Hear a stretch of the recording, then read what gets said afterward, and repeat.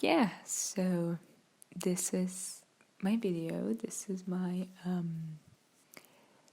artwork of the semester. And I've decided to do it about Qanon and conspiracy theories. Yeah, so one of the reasons why I wanted to do this was just the pure joy and excitement that I felt when I started getting into Qanon. I started reading about it.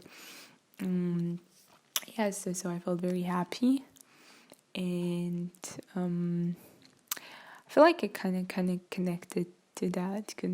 I do call it a conspiracy theory because, of course, it is a conspiracy theory, but I felt like very connected to it. And there are a couple of reasons why. And I think they're interesting.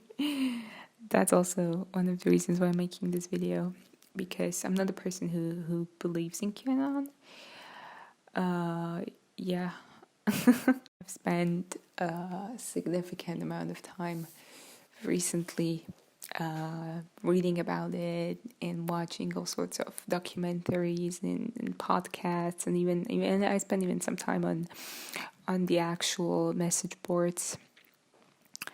So, I do like it, and it does make me feel very happy and kind of safe in a way, but I'll get to that. And that in turn makes me feel very kind of like, not like bad about myself, but it kind of makes me like question myself. And like whether I am a good, and like not like whether I'm a good person, that's a stupid way to put it, but it does kind of make me, I can't really wrap my head around it.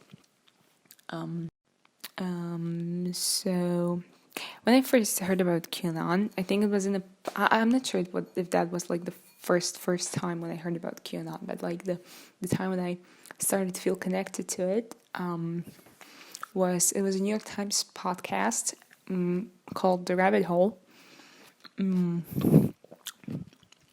There's a lady in that podcast. I pronounced it weird, but and she's like an ex-Qanon believer, so she kind of got into Qanon and then got out. And basically what she's saying is that she's been watching a lot of YouTube videos initially that were kind of like leftist leaning, and like this kind of like feeling of even the notion that there's growing economic inequality, and because of the system, a lot of like middle class or even poor people, they can't climb up, and they just kind of seem stuck at the bottom, and the difference is just getting wider and wider. And that's something I agree with.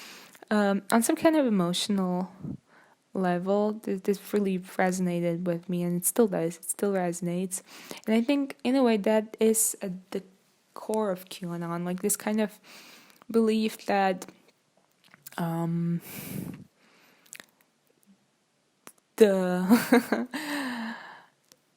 normal people, let's call them that way, the people without any connections, just living their lives, they didn't have much of a say in their lives and in the world, and there's kind of like this elite that has a lot more say probably than it should have. So it's kind of like inequality of power, and I do believe that is the basis of Qanon.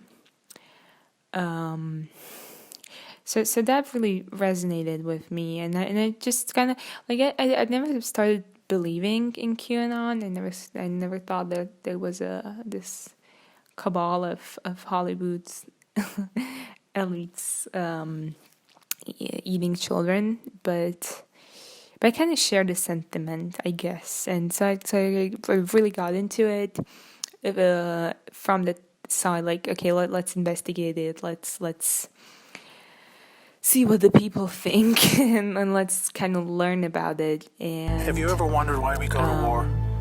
One of the and then only later I realized that how much it means to me, and that it kind of provides an outlet in a way, because I personally have a lot of anxiety about the world. I feel very anxious about all of it and where it's heading on like a kind of like a global level.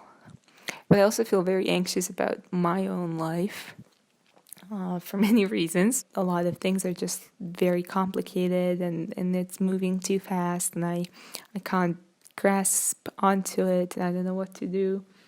And so reading about Qanon provided an outlet for me. I think it even helped me to calm me down, to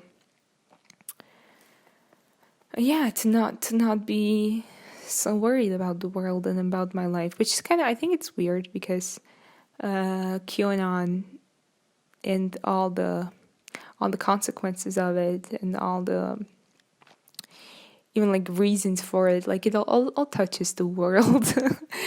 And it kind of makes it or not kind of, it really makes it I think a worse place. But it made me feel really, really calm. And realizing that, I don't know. I also like, I feel like I do get the social aspect of Qanon. Like it kind of provides you this platform of friends, and you have something in common, this belief, and this, it's kind of like even purpose. Like it, I feel like it gives you so much orientation in this world, to kind of just like be able to say who the bad guys are, and how to stop them, and you even get a hero that is already stopping them. Like I feel that it's so beautiful in some way. I know that's I know it's probably a stupid thing to say, but yeah. In those documentaries that I watched, this was the HBO documentary, to be precise. I saw a Qanon rally outside Washington. The documentary said was the first one, and the people there just kind of, there was a stage, and they had like, some people had like little speeches and blah blah blah, and then in the end they took a picture and like a group photo. And I remember, yeah, we used to do that. It almost feels like, I don't know, like a conference in which you all just share the space and like create a kind of like a safe space, even though it's ridiculous to talk about safe space in this context. I don't know. I do feel very weird talking about a very toxic ideology, which is anti-Semitic, which is racist, and kind of like not being able to help myself and just see these kind of positive things that I recognize. I don't know. And I'm not sure how do you get out? Because I think you start with like some kind of like a feeling of betrayal, like you've been betrayed by the world or your friends or your family, and I don't know, a feeling of betrayal. And then you get a platform, and you get a community in which you can both harness those negative feelings of the betrayal, but you can also get like a lot of positive reinforcement out of that, and a lot of like will to live, and just like happy feelings. And I'm not sure what the way out is then. And also like I ate a bad grape.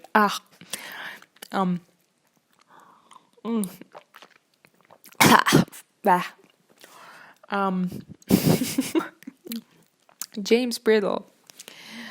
Yeah, I love the guy. So he says in one of his books that conspiracy theories are kind of like an unconscious folk knowing. The people sense that there's something wrong with the world, and they just kind of channel it into this toxic narrative. So, and he explains it with chemtrails. He talks about chemtrails. But I do feel that's also true for QAnon. Like the thing I was saying at the beginning, that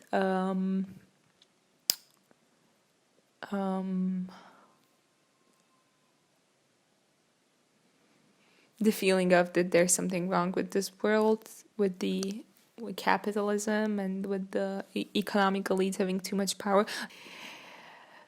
So I do feel like that's true for QAnon. I do feel that we have a bigger problem of people feeling very alienated, and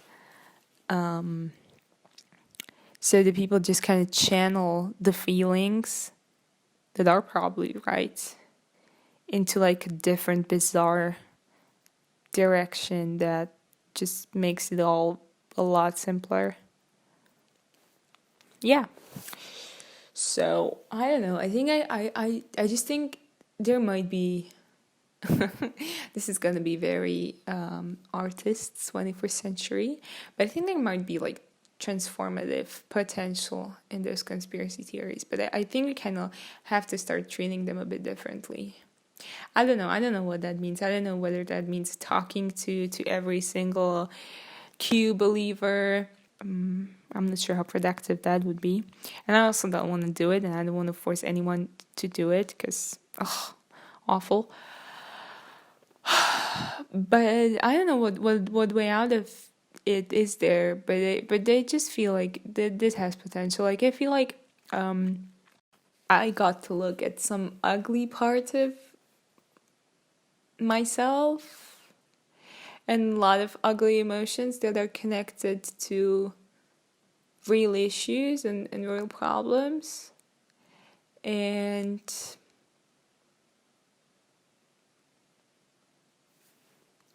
I feel like other people might have it the same way. And we should somehow help them out of the confused narrative about Jewish lasers causing climate change into a different setting, which could help us all. But I don't know how.